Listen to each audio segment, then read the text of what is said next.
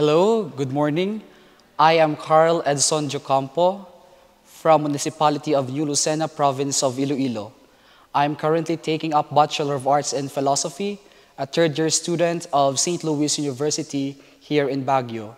And also, I am a third-year seminarian of Maryhurst Mission Seminary, Congregation of the Immaculate Heart of Mary. Mula pagkabata, bukal sa aking loob at pinapangarap ko talagang magpari. Dahil siguro sa impluensya ng mga magulang, impluensya ng mga tao sa aking paligid, at mula pagkabata po ay palagi akong nasa simbahan. And I am a member of the National Vocation and Animation Team of the Congregation of the Immaculate Heart of Mary, where we promote campaigning young people who are willing to enter the seminary, specifically the religious missionary in the religious way of CICM. Isa sa pinakamasayang parte ng buhay ko ay mapabilang bilang scholar ng Angkop CFC. Malaking tulong dahil po yung nanay ko ay isa lang. 5 po kaming magkakapatid. Sa maagang edad, ako po ay nawala ng ama when I was grade 1. Then, malaking tulong sa kanya ang pera na binibigay ng angkop sa amin bilang scholar sa aming pangtustos sa paaralan, and the formation that the angkop or the CFC given to us is a big help to form us as a future priest in the near future. Sa seminaryo po, nai-enjoy.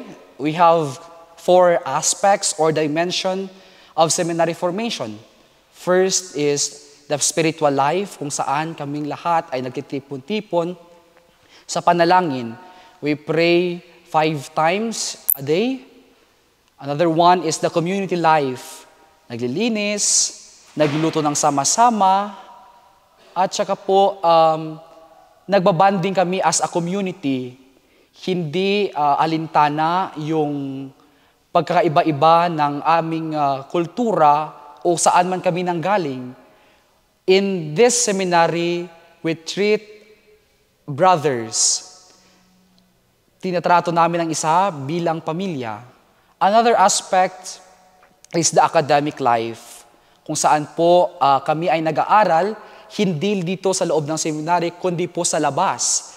Yan po yung pinagkaiba namin sa ibang seminaryo, na kung saan yung aming academics po ay kinukuha namin sa St. Louis University, which owned by the CICM.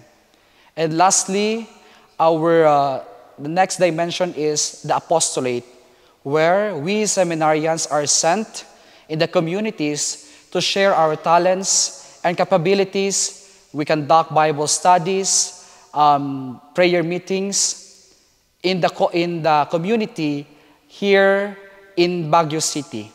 Maybe one of my challenges is yung malayo sa pamilya. At first is mahirap naman talaga na humiwalay sa pamilya, lalo na kapag ikaw ay napalapit sa kanila. But as time goes by, you will enjoy life here in seminary, and yung pamilya, hindi lang sa bahay. Dito sa seminaryo, we treat each other as a family. Kapag may sakit ka, nandyan yung mga brothers mo na tutulong sa'yo.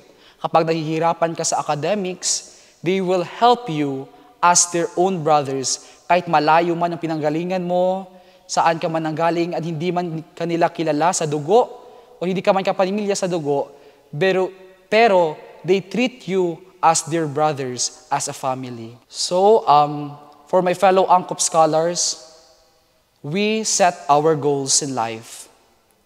Dapat po, palagi tayong mag-pray, and we pray to God that our goals will be achieved in the near future.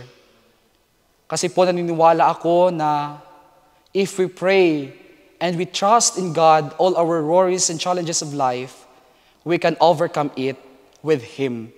Because I believe we cannot do alone without the help of our Lord. In behalf of my family and also with me, I am very grateful to my donors for sponsoring my academics. And I assure you that my prayers is with you and with your family. Thank you very much. Muchas gracias.